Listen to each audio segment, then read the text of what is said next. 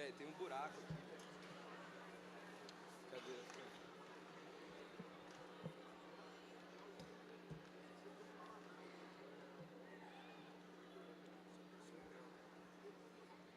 Já vai vir com o microfone já, isso aí.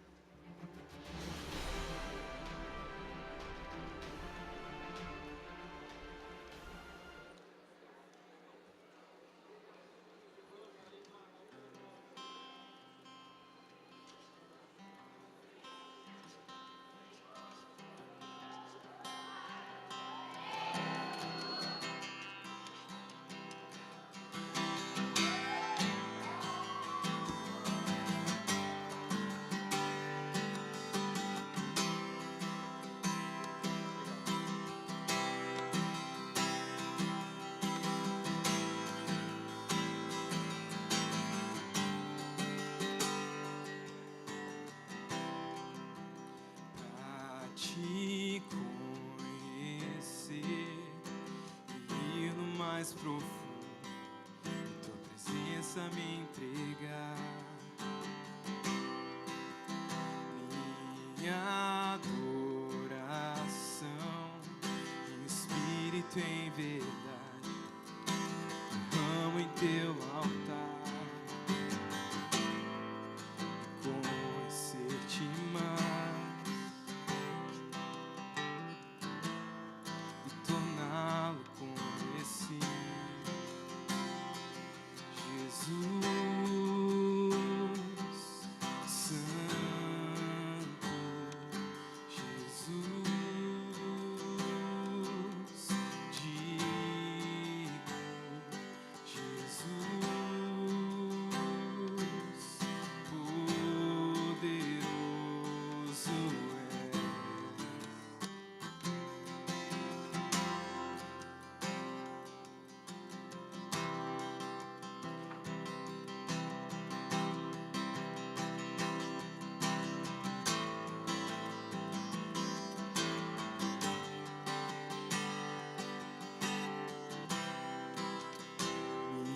Minha adoração em espírito e em verdade, amo em teu altar e conhecer-te mais e torná-lo conhecido. Jesus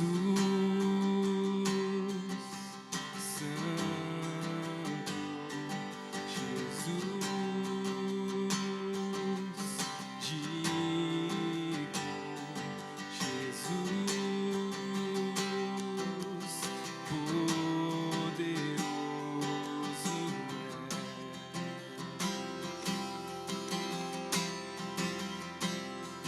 Jesus único, Jesus meu amor, Jesus Cordeiro de Deus.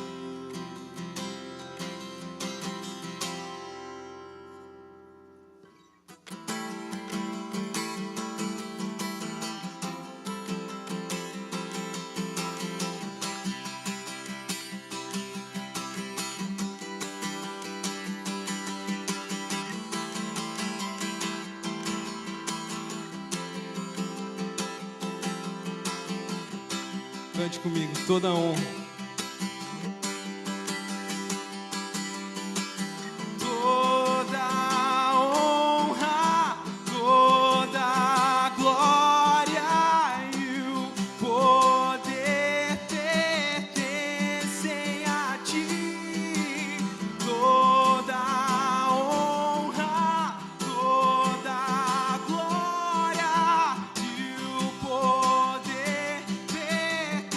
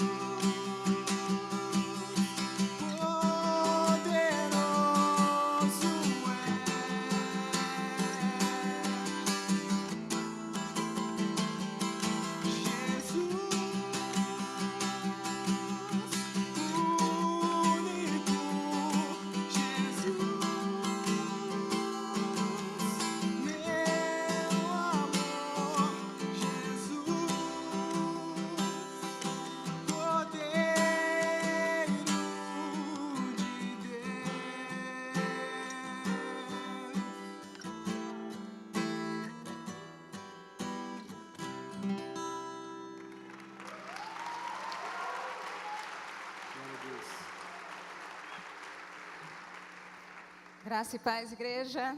Eu espero que ninguém tenha comido uma feijoada no almoço, porque agora nós vamos ter um bate-papo e eu não quero ouvir nenhum ronco por aí, viu, moçada? Bom, nós vamos começar agora o nosso painel e nós vamos falar sobre identidade. Eu vou convidar os participantes desse painel, que é o pastor Antônio Carlos Costa. Ele é pastor, jornalista, ele é presidente...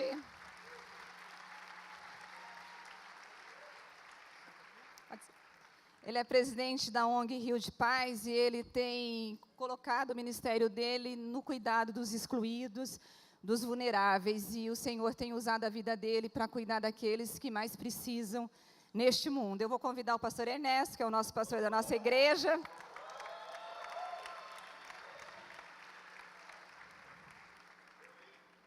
E eu vou fazer uma pequena introdução. Ontem, todos estiveram aqui ontem à noite.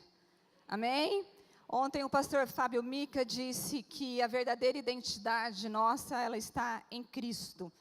Aquele que tem a identidade de Cristo, ele age como o Senhor, ele faz o que o Senhor faz e ele pensa como o Senhor. E se nós temos a verdadeira identidade de Cristo, as nossas ações, elas espelham generosidade, misericórdia, compaixão e principalmente o amor. Então eu chamo isso de identidade vertical, que é a presença de Deus em nós, e por meio de nós a gente demonstra o espelho de Cristo na nossa vida. E eu também chamo aquele que tem o Senhor na vida dele, ele precisa querer ver o Senhor no próximo. Então não tem como eu ser chamado, não tem como eu espelhar o Senhor e não me preocupar com a identidade do Senhor no meu próximo. Então, se eu sou chamada por Cristo, eu preciso amar o meu próximo. E quando eu amo o meu próximo, eu preciso sofrer a dor dele, eu preciso cuidar do meu próximo. E eu quero contar uma história para vocês aqui, que eu vivenciei na minha profissão há uns 10, 15 anos atrás. Hoje eu estou trabalhando na Bandeirantes, mas eu trabalhei muitos anos no Correio Popular, que foi o jornal aqui da cidade, que é um jornal da cidade. E num dia, nós estávamos, um dia comum, cobrindo as matérias do dia, nós tivemos 2 eventos aqui em Campinas. Uma adolescente, ela chegou num hospital aqui da cidade, ninguém viu essa adolescente entrando nesse hospital, ela foi para o banheiro do hospital e ela teve um bebê dentro do hospital. Ali ela cortou o cordão umbilical, ela deixou aquele bebê no banheiro, ela foi embora, e só depois de acho que uma hora e meia, que descobriram aquele bebê abandonado no hospital.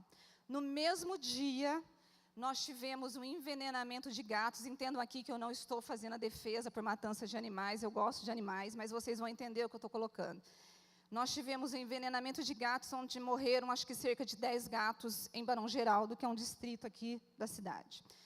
Nós ficamos abismados, porque em 2 semanas, as cartas do Correio de Leitor, do Correio Popular, só receberam cartas de indignação e de ajuda para a dona dos gatos. Nós não recebemos nenhuma carta de solidariedade para saber onde estava aquela adolescente, o que aconteceu com aquela adolescente e com o bebê daquela adolescente. Então, o que está acontecendo com a identidade de Cristo em nós? O que eu vejo é que hoje nós temos uma igreja cuja identidade, quando eu falo igreja, eu estou falando de nós, cuja identidade de Cristo está deformada na missão que nós temos, que é amar o próximo. E é em cima disso que eu quero levar vocês à reflexão, junto com os meus colegas, eu vou chamar de colegas, né? Para que nós possamos ter uma convulsão, roubando o nome do livro do pastor, uma convulsão de amor, e que nós possamos espelhar a verdadeira identidade de Cristo. E aí, eu vou fazer a primeira pergunta aqui para os nossos pastores. E outra coisa, nós temos, o Reviva vai disponibilizar na página do Facebook um espaço para vocês fazerem perguntas, elas serão selecionadas, e no segundo bloco, então nós faremos as perguntas de vocês, ok? Participem, mandem perguntas, porque muitas vezes a gente só tem aqui o nosso ponto de vista, e é muito bom contar com vocês, amém? Bom, a primeira pergunta é para os 2 pastores, é o seguinte: como preservar a identidade de Cristo em uma época em que há tantos erros doutrinários e foco na pregação que exalta o hedonismo, na verdade, o umbiguismo de cada ser humano, com ênfase no materialismo. Como preservar essa identidade em que nós temos ênfase no materialismo, consumismo e no umbiguismo do ser humano. Pastor Antônio, está com o senhor. Gente querida, uma boa tarde. Quero dizer para todos que eu estou super honrado com o convite e espero, diante de Deus, que nós tenhamos uma tarde inesquecível, que seja um divisor de águas na nossa jornada espiritual. Penso que o primeiro passo, sem seguir uma ordem de importância, mas um passo decisivo para a construção dessa identidade, seria um pouco nós roubarmos um pressuposto da pós-modernidade. Pós-modernidade é uma semeadora de desconfiança e é um elemento de cristão no pensamento pós-moderno, que o cristianismo também nos chama para desconstruir as coisas. Há um elemento anárquico na fé cristã. A fé cristã sempre nos leva a olhar a realidade e a partir da referência da Nova Jerusalém, do céu, do ideal de Deus. Então, onde eu estou querendo chegar? Qual é o objetivo desse preâmbulo todo? É de nos chamar a atenção para o fato de que a nossa leitura das Sagradas Escrituras, ela pode sofrer condicionamentos culturais. Eu vejo isso muito presente no nosso país. Isso deve-se, em parte, à formação teológica dos pastores, que é muito precária, e por isso que o meu amigo Luiz Saião, recentemente, numa conversa, disse para mim que ele vê o protestantismo brasileiro como um grande e imenso lago, mas com um palmo de profundidade. Porque a formação dos nossos pastores é muito precária, e soma-se a isso o fato de que quando os nossos pastores se dispõem a ler, eles o fazem a partir do contato com uma literatura teológica que é produzida num único país do planeta. Quase tudo que nós lemos vem dos Estados Unidos e de uma ala da igreja norte-americana.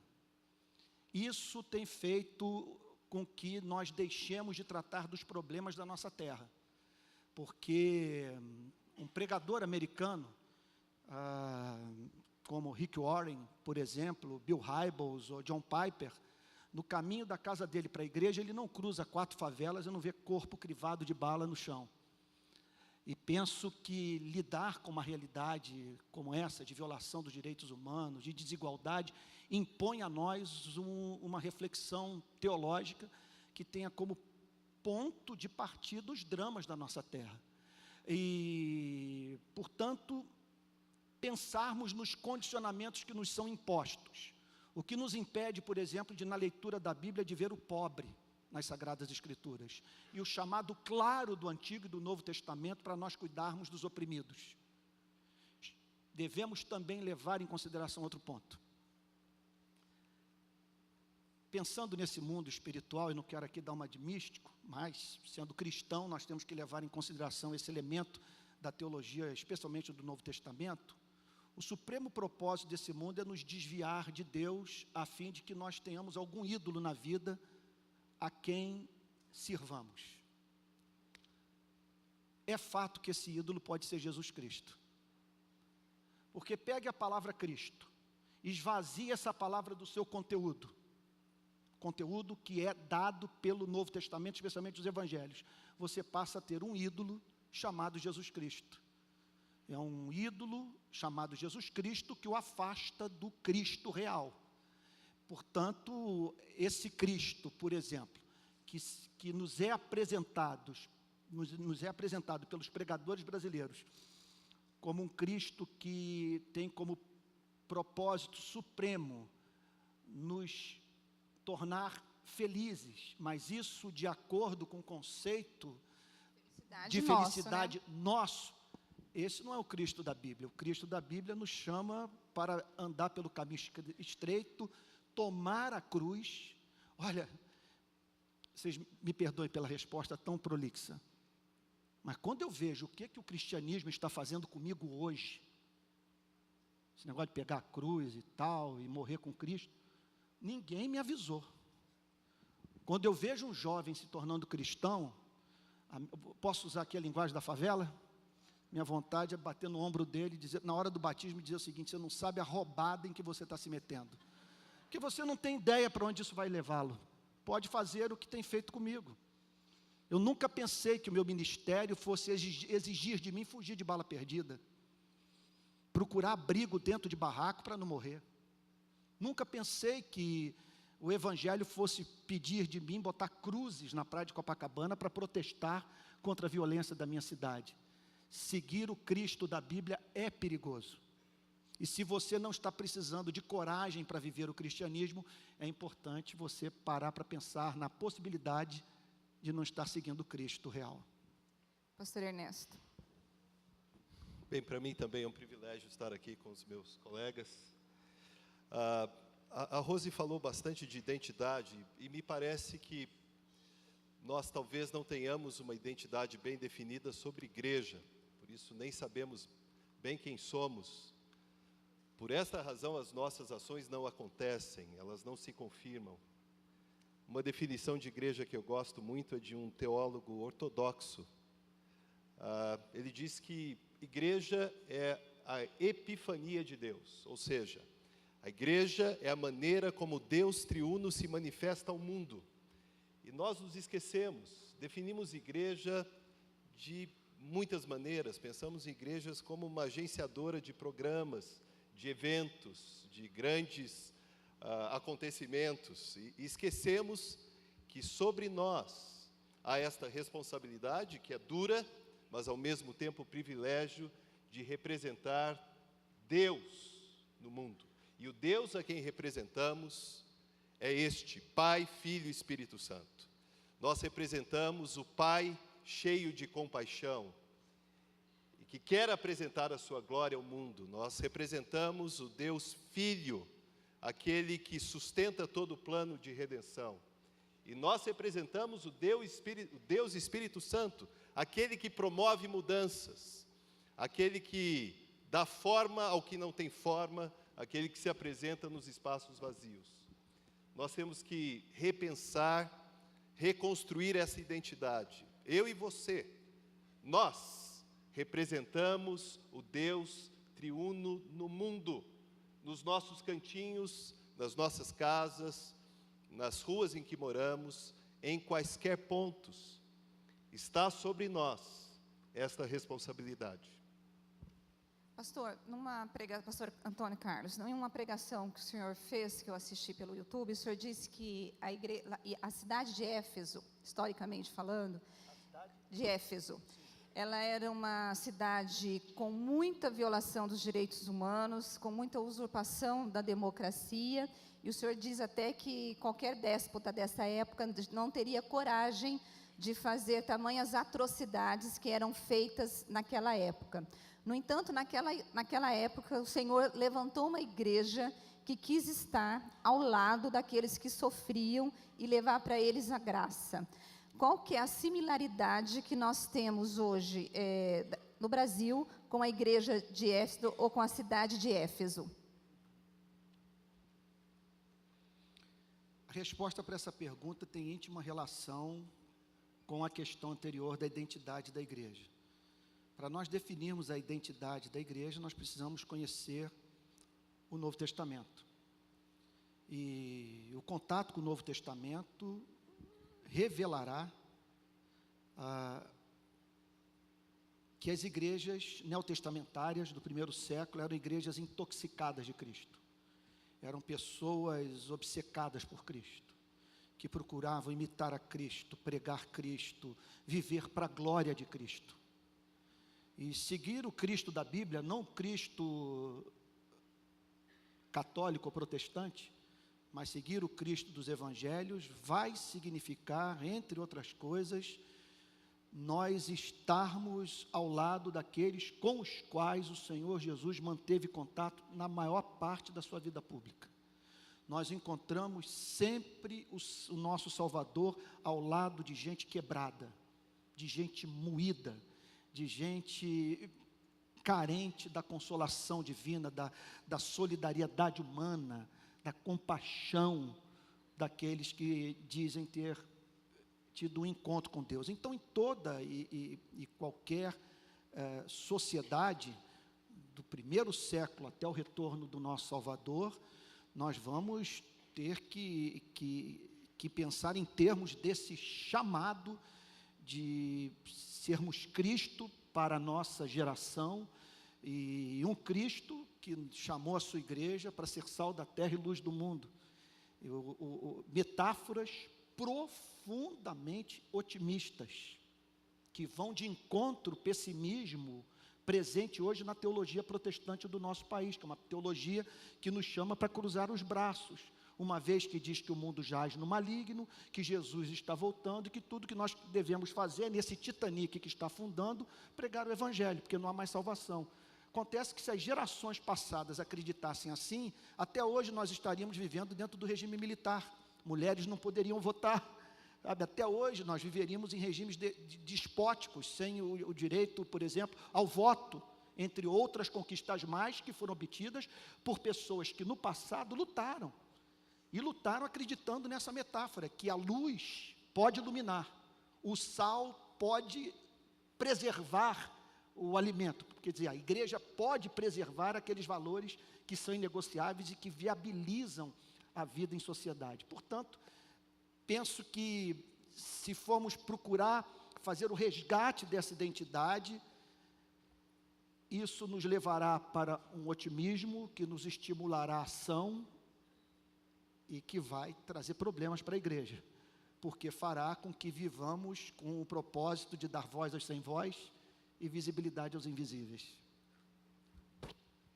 Eu queria dar volume ao que meu colega disse, porque já por 2 vezes ele falou da importância desta volta às Escrituras. Eu me lembro que, eu acho que há 1 ano atrás, eu ouvi uma irmã, Ruth Padilha, filha de René Padilha, um teólogo bem conhecido.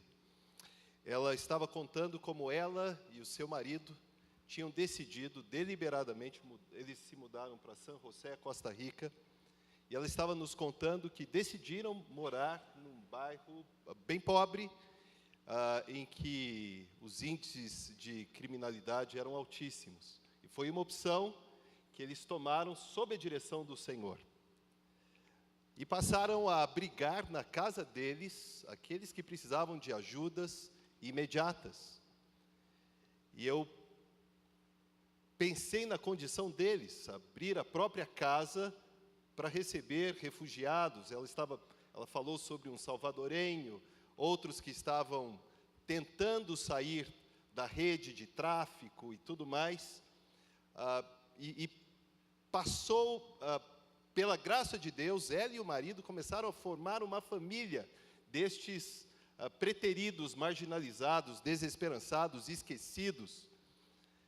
E eu, depois, tocado por tudo aquilo que eu havia escutado, perguntei, irmã, mas esta coragem veio de onde?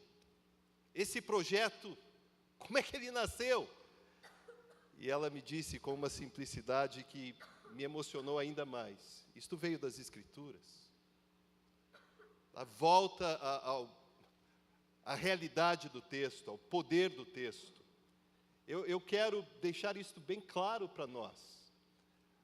Esta nossa relação com os desassistidos, com os desesperados, porque nas nossas ruas há gritos de desespero todos os dias.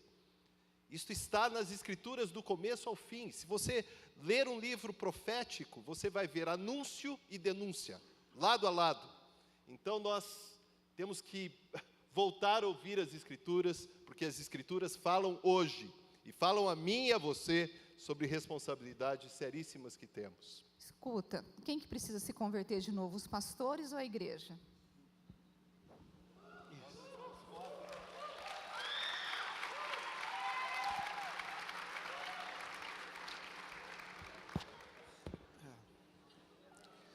A igreja não passa do púlpito. Historicamente, percebe-se que os grandes momentos vividos pela igreja tiveram como um dos seus principais elementos homens em cujo púlpito havia luz e fogo. O fogo pentecostal associado à erudição. Os pastores brasileiros perderam isso. E em parte, e agora desvio a arma para a igreja, devido ao fato de que, quando alguns pastores se propõem a pregar o Deus real, muitos dos nossos membros vão para a igreja do lado, que oferecem no domingo sessão de autoajuda.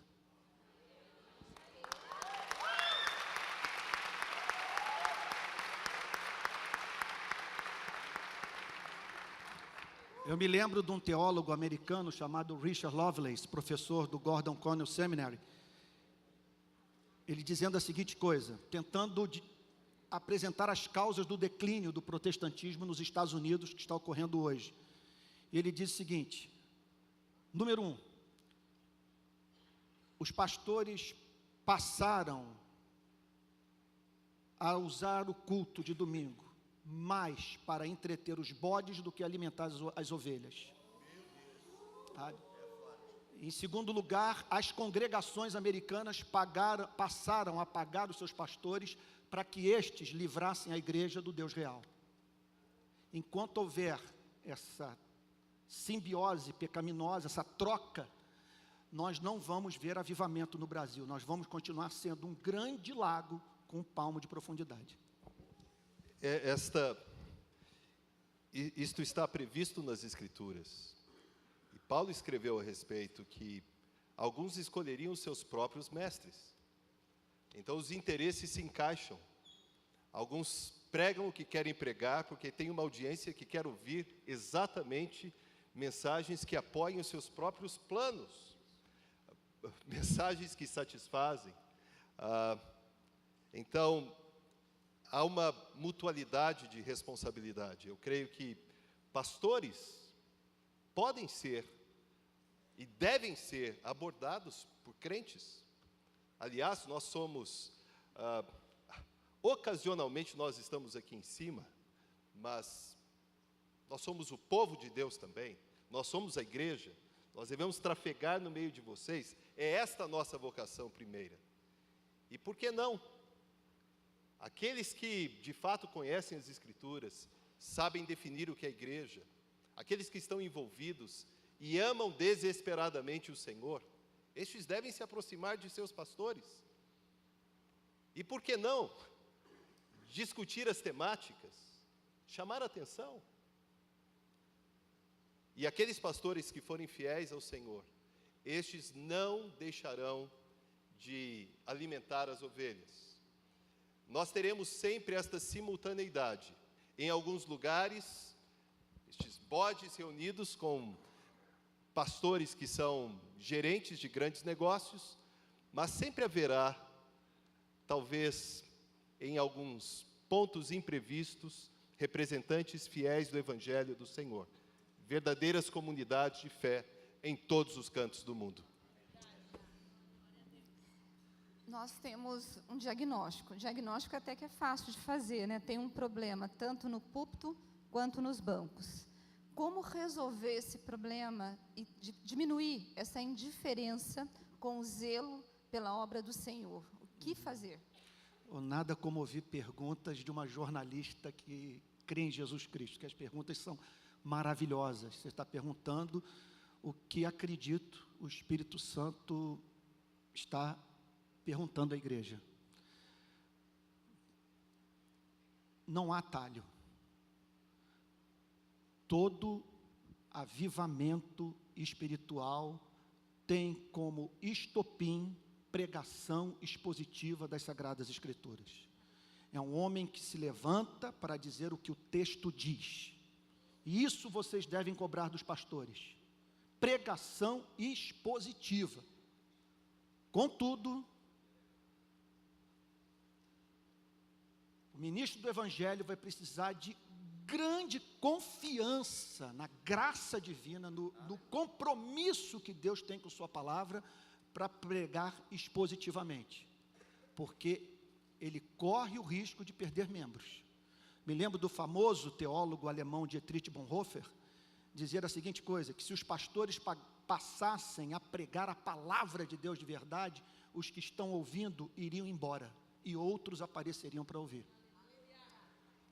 Então, pregação expositiva, dizer o que o texto diz, pregar todo o conselho de Deus. Lá na nossa igreja, por exemplo, eu devo minha sobrevivência, a sobrevivência da nossa igreja, a esse exercício de pregar expositivamente e livros inteiros da Bíblia.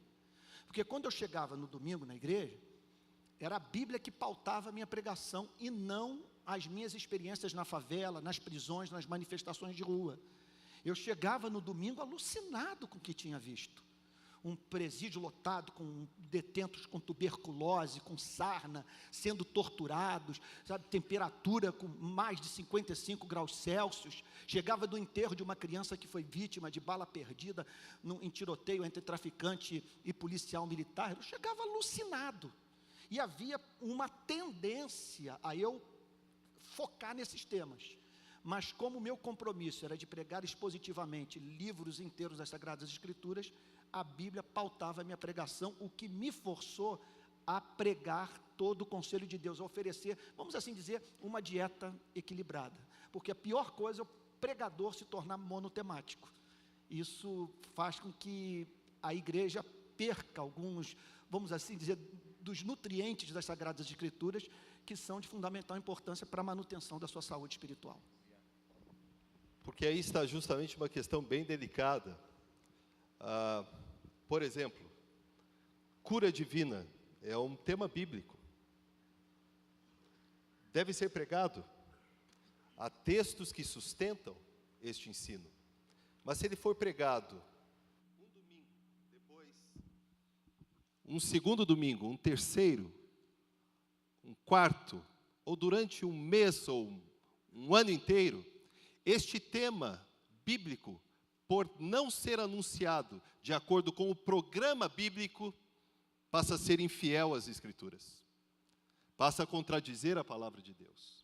Então nós temos que respeitar os temas bíblicos e as ênfases das Escrituras.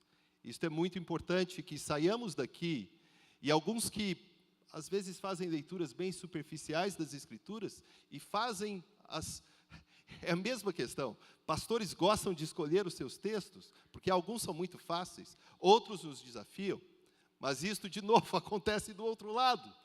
Quando você tem a chance de buscar o Senhor, e você não faz uma leitura meditativa, não há reflexão, você não lê uma carta do início ao fim, e é interessante porque nós não pegamos nenhum outro livro que chega às nossas mãos e fazemos escolhas aleatórias, mas achamos que em relação às Escrituras nós podemos fazer isto.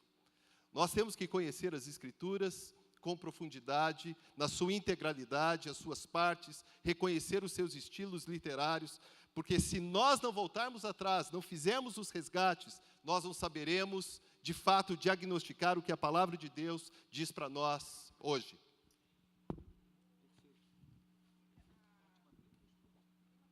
Em que diz que Stott, né, dizia que a igreja deve ser a consciência da nação, né?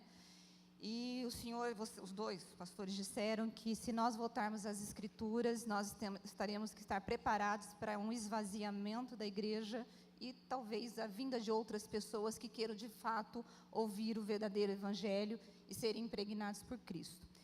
E se nós começarmos a sermos a consciência da nação, nós vamos ter que falar de política, não tem jeito, né? Nós vamos ter que falar da polis. O que eu vejo hoje são pastores que se envolvem com políticos para questiúnculas da igreja.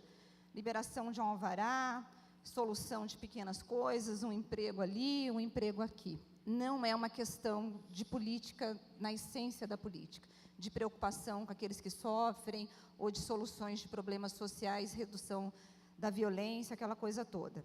Por outro lado, nós vemos políticos se apropriando da igreja, porque vê em nós uma caixinha de votos, né? E aquela coisa do cabresto eleitoral. E eu gostaria de saber do senhor, de vocês dois, que tipo de política, ou que tipo de relação que a igreja pode ter para ser essa consciência da nação, sem que haja troca de favores Isso. pequenos e o uso da igreja e venda dos fiéis como cabresto de voto. Isso. Bom, a primeira coisa que nós precisamos saber é que há uma dimensão política no amor. Antes de nós pensarmos na missão da igreja em termos de evangelização e luta pela justiça social, nós temos que pensar na missão da igreja em termos de resposta ao grande mandamento: amarás o teu próximo como a ti mesmo. Esse princípio antecede o chamado para pregar o evangelho e lutar pela justiça social, porque é o amor que momento a momento vai dizer o que nós devemos fazer pela vida daquele que a providência divina botou em nosso caminho. O que eu aprendi na minha militância de rua, especialmente trabalhando nas favelas do Rio de Janeiro, é que o amor, em não poucas ocasiões, especialmente num país como o nosso, vai exigir que a igreja atue politicamente. Posso citar como exemplo a nossa experiência nas carceragens da Polícia Civil do Rio de Janeiro. Eram 14 carceragens com 4.000 homens vivendo em regime de campo de concentração. Eu me lembro nas celas da Polinter de Neves, no município de São Gonçalo, de eu ter encontrado 100 detentos para 13 camas, 25 centímetros quadrados de espaço por detento. Um voluntário nosso entrou com um termômetro numa das celas, foi a primeira página do jornal Globo, inclusive, com um termômetro apontando 56,7 graus Celsius dentro daquela cela. Então, os detentos com sarna, os detentos com tuberculose, submetidos a tortura, maus tratos, grande parte dos detentos presos sem terem cometido crime algum, são chamados buchas. Outros tantos cuja vida não representa nenhuma ameaça à ordem pública, como, por exemplo, um que nós encontramos, cujo crime foi ter roubado um bacalhau. Presos provisórios, ou seja, o sujeito há 3 anos dentro de uma cela sem ter sido julgado. Hoje, no sistema prisional brasileiro, nós temos a 4ª população carcerária do planeta, 40% dos nossos detentos ainda não foram julgados. São os chamados presos provisórios. E aí nós começamos a fazer pressão ali dentro, para mudar a vida daqueles homens. Trabalho humanitário, levando sandália havaiana, camisa Hering, eliminamos a sarna, fizemos higienização de todas as celas, e atendimento médico, atendimento odontológico e tal. Até que chegou um ponto que nós entendemos que tínhamos que lutar politicamente, porque amar aqueles homens significava livrá-los daquela condição. É como eu soube, mais uma vez mencionando o Luiz Saião, uma pergunta que ele fez numa classe de teologia: o que é mais importante, ser um bom escravocrata ou lutar pela libertação dos escravos? Nós entendíamos que naquele contexto era a expressão do mais profundo amor cristão livrar aqueles homens daquela condição. E aí então, procurei a chefe da Polícia Civil, Marta Rocha, e disse para ela o seguinte: se as carceragens da Polícia Civil não forem fechadas no Rio de Janeiro, o Rio de Paz, a ONG que eu presido, vai montar uma réplica da Polinter de Neves em Copacabana, e nós vamos botar voluntários dentro de uma cela, em número proporcional ao número de pessoas que estão presas em Neves. E ela então, ali prometeu para mim que em 1 ano e 4 meses ela fecharia as 14 carceragens. 1 ano e 4 meses depois, eu não sei porque 1 ano e 4 meses, mas foi a data que ela mostrou, quer dizer, o prazo que ela me apresentou. 1 ano e 4 meses depois eu a procurei, ela já havia fechado 13, faltava tirar da Polinter de Neves os 300 que sobraram, de um total de 900, e quando eles fecharam, nós fomos para a praia de Copacabana fazer um antiprotesto, elogiar o Estado. Nós botamos uma faixa enorme, com a seguinte frase: fim das carcerais da Polícia Civil, vitória da razão, do direito e da democracia. Nós livramos aqueles homens daquela condição. E nesse trabalho todo de serviço humanitário, de luta política, levamos biblioteca lá para dentro, eles passaram a ter direito a banho de sol, e tudo culminando na libertação deles, eles entrando finalmente no sistema prisional. Foi criado espaço para a pregação do Evangelho, e nessa brincadeira eu batizei 50 detentos das 4 facções criminosas do Rio de Janeiro.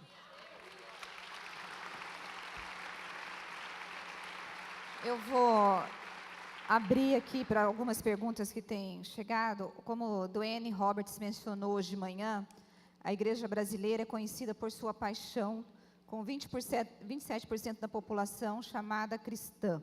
No entanto, mesmo com essa paixão, podemos dizer que a igreja brasileira ela é relevante? Se não, como tornar relevante considerando a nossa identidade?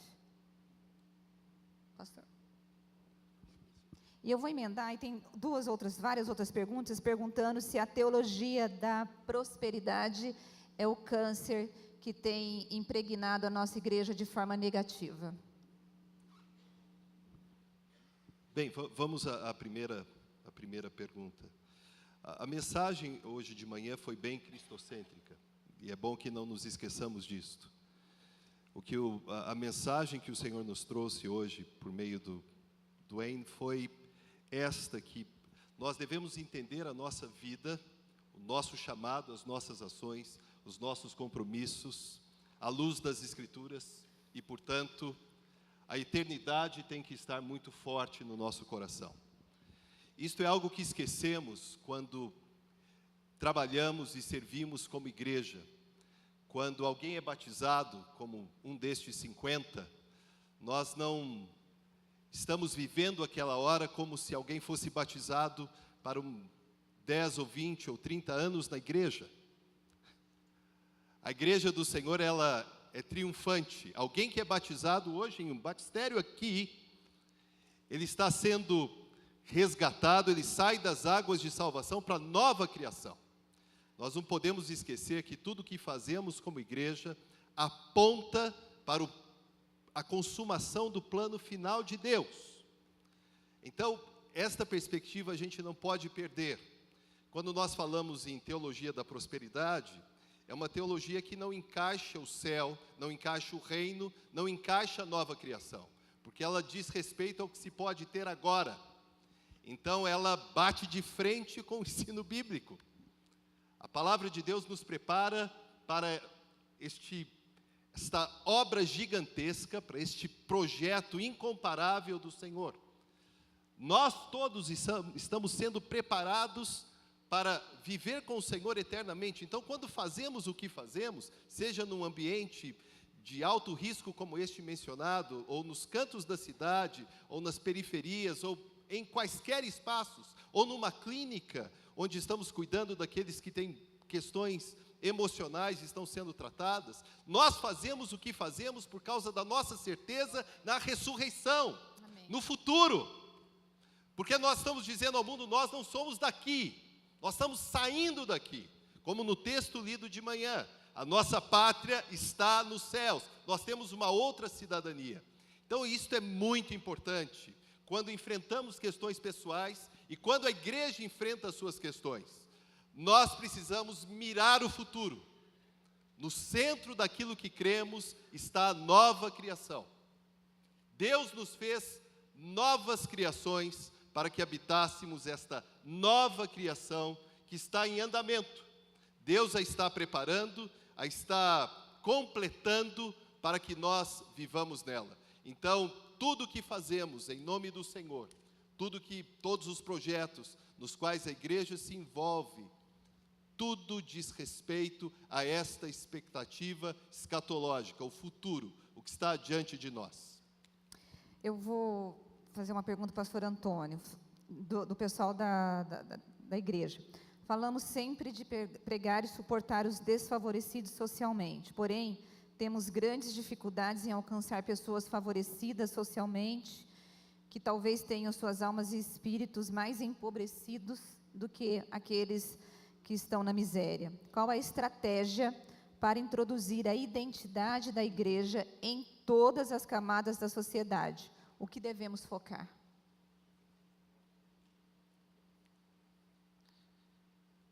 Bom, o chamado é para nós amarmos a todos, conforme alguém já disse, Deus chama a igreja para pregar o evangelho todo, para todo homem e para o homem todo.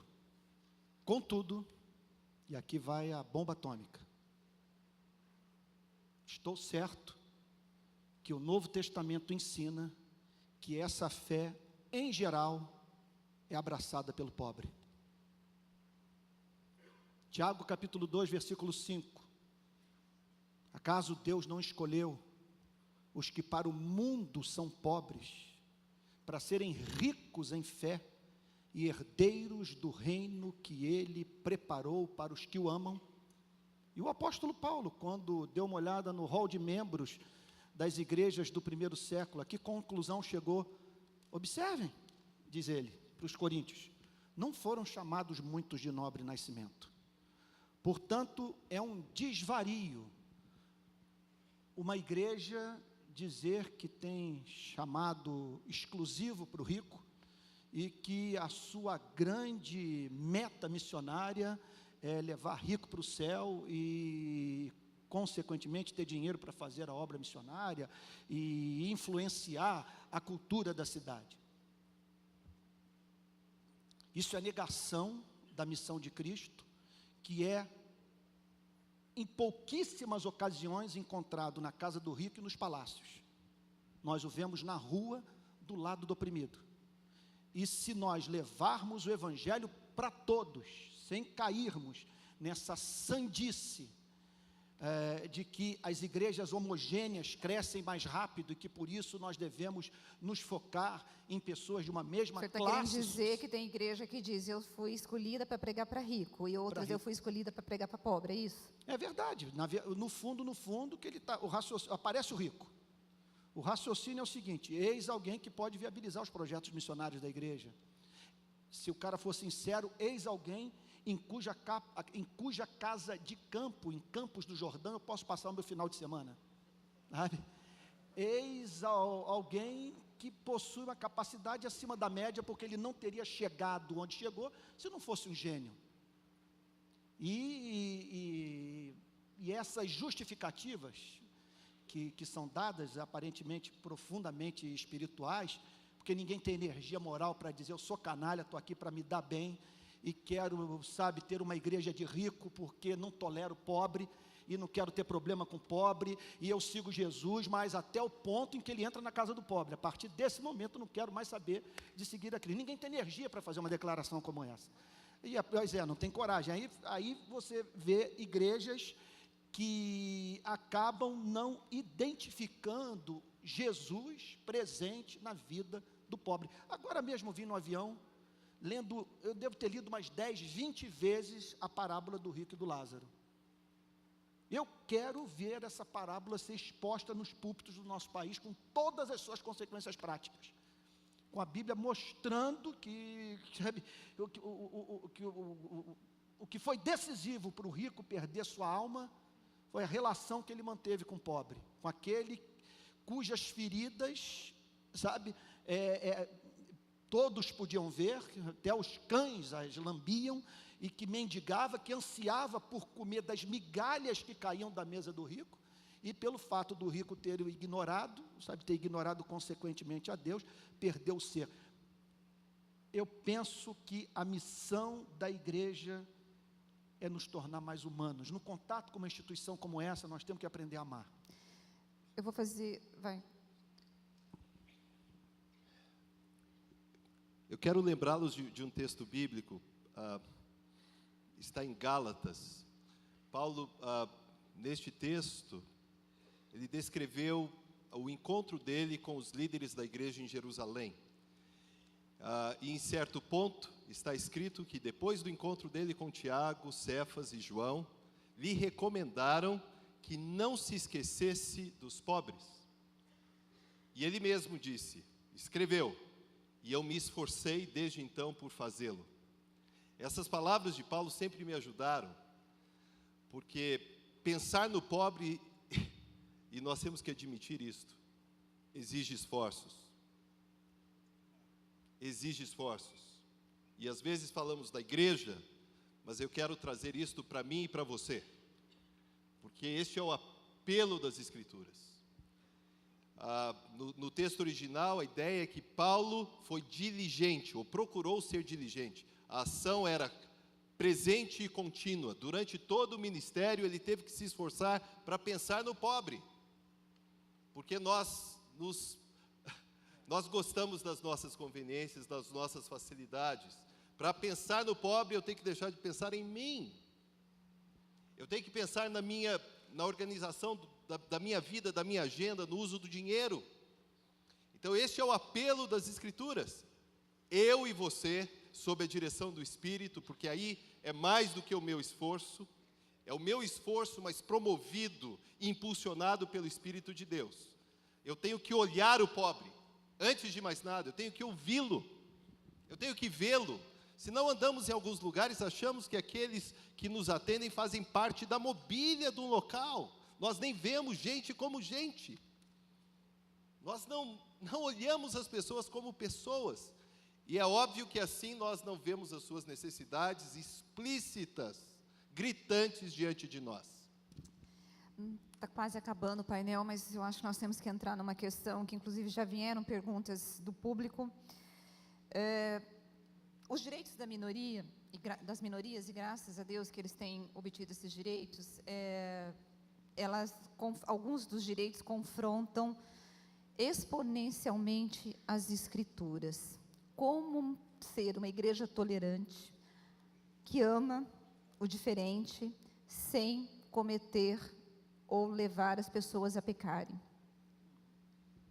Eu gostaria só de voltar um pouquinho à questão super importante da pregação do Evangelho, na perspectiva de você renovar espiritualmente a igreja. É muito importante ser afirmado que pregar a Bíblia não significa necessariamente pregar o Evangelho. O Evangelho é uma mensagem que está dentro da Bíblia. Você pregar sobre Davi e Golias não é pregar o Evangelho. Pregar o Evangelho é pregar Jesus Cristo e este crucificado.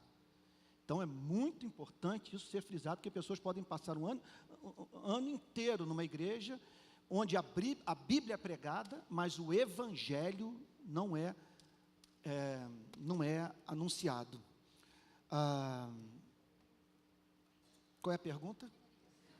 Minorias. Como manter a tolerância sem sermos acusados de preconceituosos e discriminatórios. Isso. Em relação a alguns direitos das minorias que confrontam as Escrituras e aquilo que nós acreditamos. Perfeito. É muito Perfeito, difícil. Rose. Lutar pelo direito das minorias é lutar pelo direito de todos, nós não podemos nos esquecer disso. Hoje, nós somos minoria em vários países do mundo e, por isso, estamos pagando um altíssimo preço. Cristãos estão sendo massacrados, igrejas estão sendo destruídas, porque cristãos gritam e não são ouvidos por ninguém. Então, nós não podemos nos esquecer jamais que já fomos um dia minoria nesse país, não podíamos ter templo, não podíamos nos reunir publicamente para adorar Jesus Cristo, e graças a Deus tudo mudou. Hoje nós temos liberdade, e por um dia termos estado do lado de lá, devemos nos lembrar que há aqueles também que fazem parte de setores excluídos da sociedade e que clamam e não são ouvidos. Contudo, eu tenho algo a dizer para essas minorias. É sintomático dessa falta de um amor mais amplo, que vejamos poucas pessoas lutando pelo direito de todos. Em geral, as pessoas vão para as ruas para lutar pelos seus interesses pessoais e não pelo interesse da sociedade como um todo. A igreja erra. Quando a gente fala em minoria, basicamente, todos estamos pensando nos homossexuais. A igreja erra muito ao cair no discurso moralista que não produz transformação. Uma coisa é você pregar o Evangelho, outra coisa é você pregar moralidade. Note, os homens não precisam tanto de informação quanto aquilo que eles devem fazer. Por eles terem sido criados à imagem e semelhança de Deus, eles carregam em seus corações a lei do Criador. Ninguém precisa ler a Bíblia para saber que matar é errado. O que essas pessoas precisam é do poder do Evangelho a fim de fazerem aquilo que não tem forças para fazer. O chamado da igreja é posso para... dar um pitaco? Por não? Eu acho o seguinte, eu vejo que nós teríamos muito mais voz se nós combatêssemos a corrupção, se nós combatêssemos a ladruagem, se nós combatêssemos males da sociedade, como nós combatemos o homossexualismo. Não concordo com ele, mas as pessoas nos ouviriam. As pessoas não nos ouvem porque nós nos rendemos ao discurso moralista e eles não veem em nós Cristo na sua plenitude. Eu não sei se o senhor concorda. Não, eu concordo com você. Não estou dizendo que não haja uma ética sexual nas Sagradas Escrituras e que as Sagradas Escrituras não sejam claras quanto ao tema. Especialmente a carta de Paulo aos Romanos é muito explícita. Você não tem como ser cristão e dizer que a Bíblia é a palavra de Deus e afirmar ao mesmo tempo que a Bíblia não trata do tema. Você tem que fazer uma baita de uma ginástica exegética para dizer que a Bíblia não fala sobre o homossexualismo. Agora, não há passagem do Novo Testamento que chame a igreja para pregar moralidade, porque apresentar a lei para o pecador só torna a sua situação pior, porque ele é levado por essa mesma lei a desejar o que ela proíbe. Assim o homem funciona. Por isso que a missão da igreja é apresentar o Evangelho de Jesus Cristo. Nós temos que proclamar as boas novas, que no poder do Espírito Santo dá subsídio ao homem para ele fazer o que não tem forças dentro de si mesmo para cumprir. Pastor Ernesto. Nós não podemos esquecer nem por instantes de como uma igreja local como esta, ou a igreja local de onde você vem, depende do Espírito Santo. Não há vitalidade na igreja sem o Espírito, porque o Espírito em nós, nos membros da igreja, é quem nos habilita a ver os nossos dias com clareza e responder a eles. Eu ouvi recentemente um pastor, Tim Shuttle, falando sobre a comunidade que ele cuida, onde ele foi desafiado a cuidar de imigrantes que estavam sendo massacrados por uma política de imigração muito opressora. Ele foi perguntado a respeito de alguns outros temas, mas ele disse: no momento, a minha pauta está sendo definida pelo Espírito. Há alguns que estão batendo a minha porta, que têm necessidades reais, às quais eu preciso responder agora. Então, se você for sensível à voz do Espírito, se a igreja for sensível, nós não vamos ficar jamais no escuro em relação a quais deverão ser as nossas ações práticas, as minhas e as suas. Os dias são terrivelmente maus, e não devemos ficar no impasse o que fazer, porque o Espírito de Deus primeiro nos dará esta ciência de quais são as áreas em que devemos atuar, depois Ele nos dará os recursos para que façamos, e Ele nos dará o poder para que a obra seja completa. Então não podemos perder isto. Nós somos completamente dependentes da ação do Espírito. O Espírito de Deus está na igreja. Isso significa que a Trindade se manifesta por meio da igreja, por meu intermédio e por seu intermédio. Bom, estamos nos 9 minutos finais do nosso painel, está terminando, e eu vou deixar uma pergunta. Eu quero agradecer, foram mais de 50 perguntas, nós não conseguimos fazer todas, mas para vocês dois fazer uma reflexão final, como trazer de volta a identidade de Cristo à igreja. 4 minutos e meio para cada um, tá bom?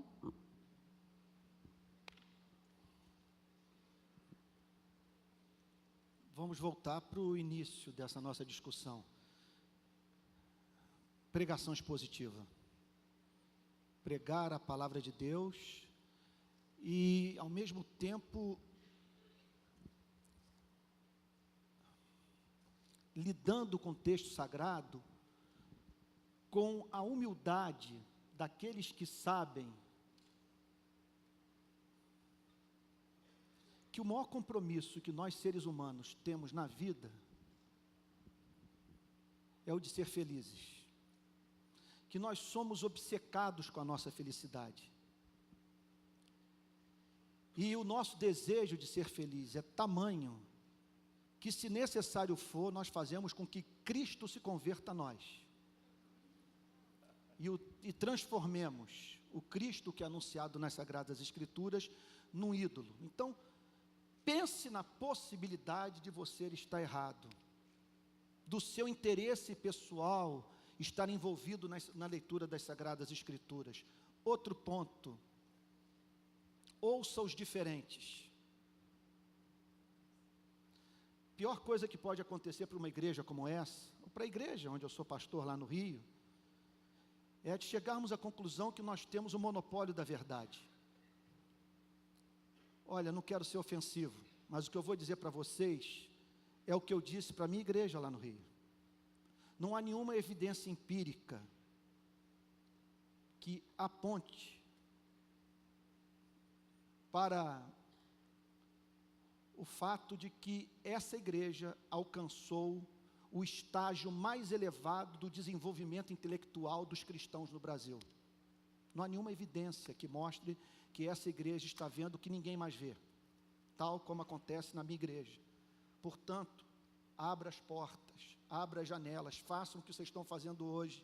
Estão chamando um ministro presbiteriano de uma outra denominação, sabe, para ouvirem a pregação da palavra de Deus através de seus lábios, porque a pior coisa que pode acontecer é nós transformarmos isso aqui num gueto. Aí você alimenta a minha doença, eu alimento a sua doença, e a gente não se dá conta disso, porque não tem ninguém perto de nós para dizer que nós estamos nus, que nós enlouquecemos. Então, nunca se esqueça do fato de que o protestantismo norte-americano também não detém o monopólio da verdade. Sabe, que nós não podemos nos tornar reféns de uma interpretação da Bíblia exclusivamente mediada pela direita conservadora dos Estados Unidos, e nem pela esquerda. Agora, o que acontece é que os livros que nós pastores lemos são os livros que vêm de um único país e de uma ala dessa igreja. E por isso, Rose, embora seja, olha só, a 7ª economia do mundo e o 79º país do planeta em índice de desenvolvimento humano, embora convivamos com bolsões de miséria inaceitáveis, como as favelas do Rio de Janeiro, os bairros de periferia de São Paulo, o sertão nordestino, as comunidades ribeirinhas do Amazonas, nós falamos mais sobre homossexualismo do que sobre desigualdade social. Nossa espiritualidade é de natureza essencialmente, quer dizer, nossas preocupações éticas é de natureza essencialmente privada. Estamos quase que exclusivamente focados em álcool, pornografia e tabaco, perdendo de vista o fato de que nas Sagradas Escrituras é evidente que existe uma hierarquia de valores morais, que alguns mandamentos são mais importantes do que outros. Uma coisa é eu fazer uma maldade com um estranho, outra coisa é eu bater na cara da minha mãe. Ambos são pecado, mas um é mais odioso aos olhos de Deus do que o outro. E não há dúvida de que a grande questão moral que está diante de nós, na nossa presente geração, é a seguinte: o que significa ser cristão num país de miséria? Nós estamos cercados de miseráveis. E essa é a pergunta que o Espírito Santo está fazendo à igreja. Como lidar com esse fato? Na Alemanha de Hitler, é o que eu digo no meu livro, a questão era de outra natureza. O que significa ser cristão no nazismo, um estado totalitário, como o da Alemanha de Hitler? Na África do Sul, do período do apartheid, a questão era o que significa ser cristão dentro de um sistema de segregação racial, que virou lei. Na América, de Martin Luther King, o que significa ser cristão num país onde uma fração significativa da sociedade não tem os seus direitos civis assegurados, os negros. E não tenho a mínima dúvida que no nosso país, a grande questão ética que está sendo apresentada a você e a mim é essa: o que significa ser cristão num país rico, porém marcado pela presença de milhões de miseráveis. Pastor Ernesto. Eu não consigo deixar de pensar no impacto das Escrituras, primeiramente, sobre o meu próprio coração. Hoje nós, graças a Deus, falamos em vários momentos diferentes sobre esta volta às Escrituras e aos textos bíblicos, e a fidelidade hermenêutica, o cuidado com a interpretação dos textos. E algo que eu aprendi com as Escrituras, às vezes temos uma visão muito pequena a respeito do mal e como as forças das trevas se manifestam nos nossos dias. Criamos na igreja um linguajar impróprio que não é bíblico, falamos de alguns espíritos na igreja, e esquecemos que o mal está nas estruturas, o mal está nos processos, o mal está nas políticas, o mal está nas agências de notícia, inclusive. Há muitos meios pelos quais o mal se pronuncia, pelos quais o mal chega a nós. E o mal está em nós, se não nos submetermos ao tratamento purificador de Deus, do Espírito de Deus. A Rose, logo no início, falou sobre materialismo. Enquanto nós convivemos com esta realidade da pobreza gritante, e vemos que não há paz social no nosso país, nós mesmos alimentamos esta cultura porque somos incessantemente estimulados a consumir e a comprar e a ter. Eu e você. Isto não é algo que fica das paredes da igreja para fora, isso invade as nossas casas. Nós gostamos de consumo. E nós nos esquecemos que, à medida que compramos e nos vendemos a estas políticas, nós retroalimentamos uma condição de miséria que está ao nosso lado. Então, é importante que façamos uma verificação de como nós estamos. Quando o Senhor Jesus, eu estava em uma reunião recentemente com o pastor Aguiar, e alguém lembrou a respeito das palavras do Senhor Jesus no Sermão do Monte sobre dinheiro. E alguns hermeneutas dizem, não, quando Jesus falou sobre mamon, ele colocou mamon como uma força neutra. Dinheiro é uma força neutra. A questão é como que você trabalha com o dinheiro. Mas desde então eu tenho pensado nesses dias, e foi o que eu ouvi do meu irmão naquela reunião, o dinheiro não é uma força neutra. O dinheiro é colocado nas Escrituras, as riquezas são apresentadas com o poder de uma divindade. As riquezas são personalizadas nas Escrituras. E o Senhor Jesus foi muito claro, se você tentar servir uma das partes, se você escolher a divindade mamon, se você preferir riquezas e tudo aquilo que supostamente vem com riquezas e poder, projeção, facilidades, você vai romper com o reino de Deus. Não é possível você ser simpático a um lado e ao mesmo tempo ser simpático ao outro. Então, quando nós pensamos neste quadro até assustador diante de nós, este quadro exige que nós revisitemos o nosso coração e que permitamos que o Espírito de Deus nos sonde, o que tem nos atraído, porque nós não vamos olhar para o outro devidamente se seguirmos olhando para nós indevidamente. Nós não vamos olhar para o outro nas suas necessidades se ainda tentamos cuidar das nossas banalidades, dos nossos excessos. E eu estou falando isso para mim. Alguém já disse que o pregador, em primeiro lugar, prega a si mesmo, e eu estou assumindo isto. Nós temos que nos olhar ousadamente, nos deixar perscrutar pelo Espírito para saber como é que estão as nossas coisas, como é que estão as nossas decisões, as nossas ações. Estamos correndo atrás do que, afinal? Hoje nós ouvimos pela manhã A única motivação que deve justificar a nossa existência é Cristo Jesus. A única. Se estamos aqui, se somos o que somos, é por causa dele. É porque ele nos amou de tal maneira que nós estamos aqui. Então as minhas ações, a maneira como eu uso o meu dinheiro, a maneira como eu coloco os meus olhos sobre os outros, sobre o mundo, isso precisa ser verificado. A nossa missão, aliás, a missão que pertence a Deus, na qual estamos envolvidos, só será cumprida devidamente. Eu só desempenharei o meu papel de forma correta, se eu estiver livre para fazê-lo. Se eu estiver preso, amarrado, ainda preso neste mundo, eu não poderei fazer, porque Jesus veio justamente para nos desarraigar deste mundo tenebroso. Se eu estiver preso a Ele, eu não vou poder cumprir a missão que o Deus triuno concebeu para nós, antes mesmo da fundação do mundo. Pessoal, eu quero agradecer, acabou o nosso painel, agradecer ao pastor Antônio, pastor Ernesto, agradecer a vocês que estiveram ouvindo.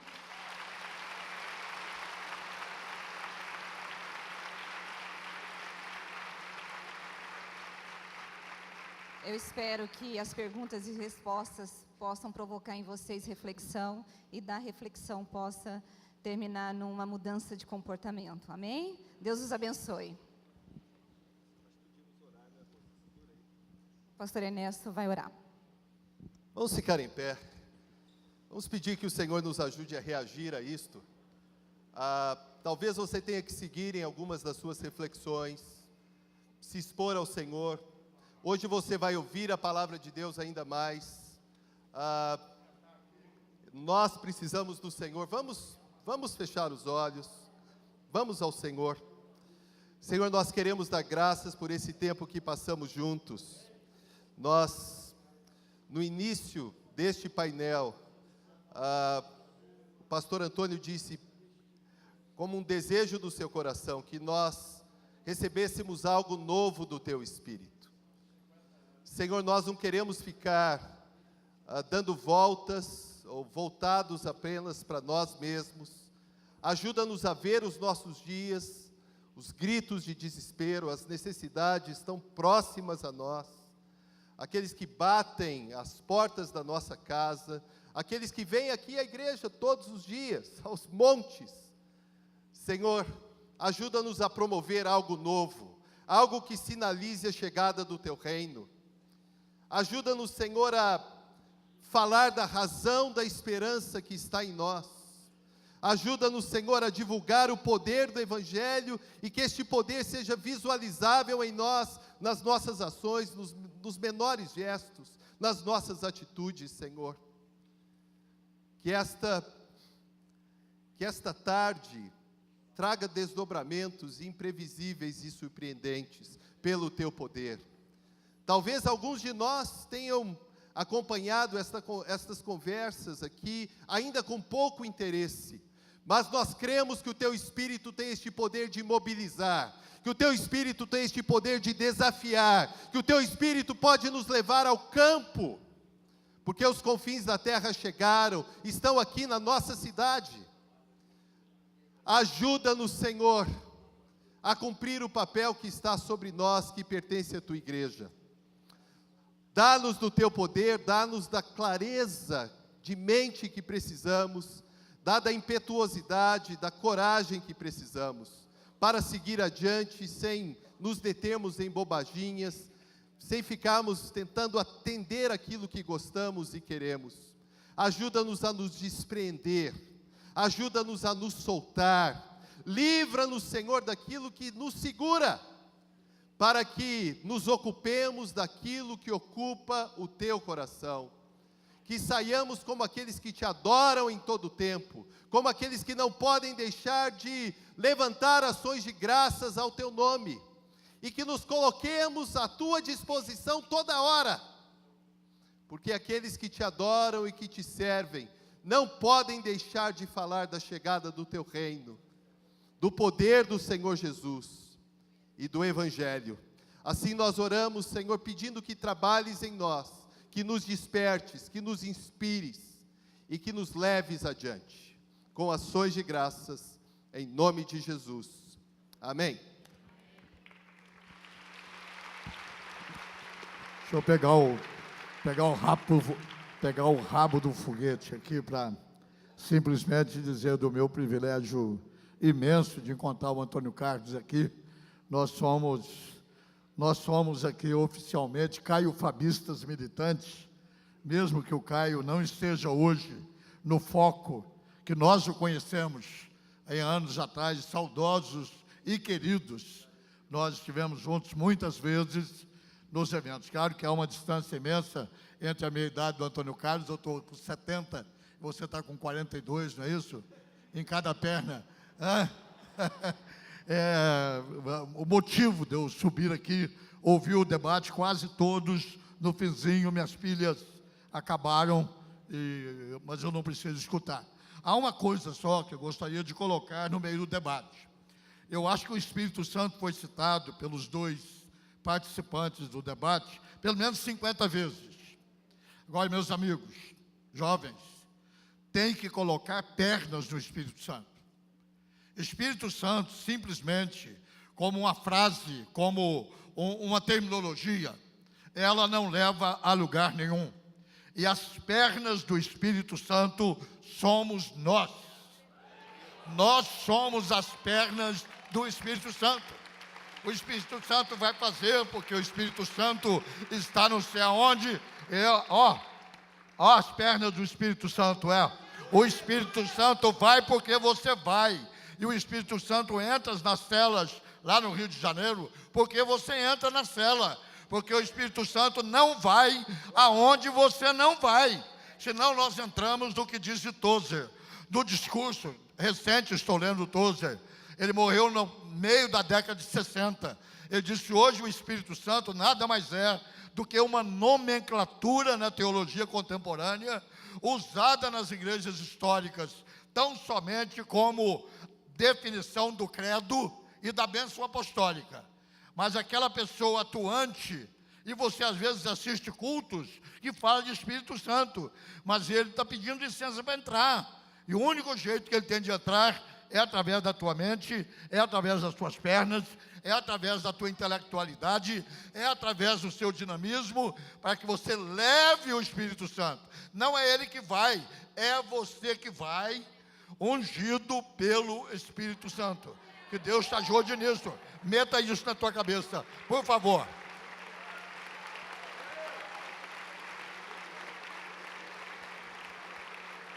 Glória a Deus. Gente, 10 minutinhos para você tomar uma água aí no banheiro. E aí nós voltamos. Se você quiser ficar aí também, fica à vontade. Mas tem 10 minutos de intervalo. Deus abençoe.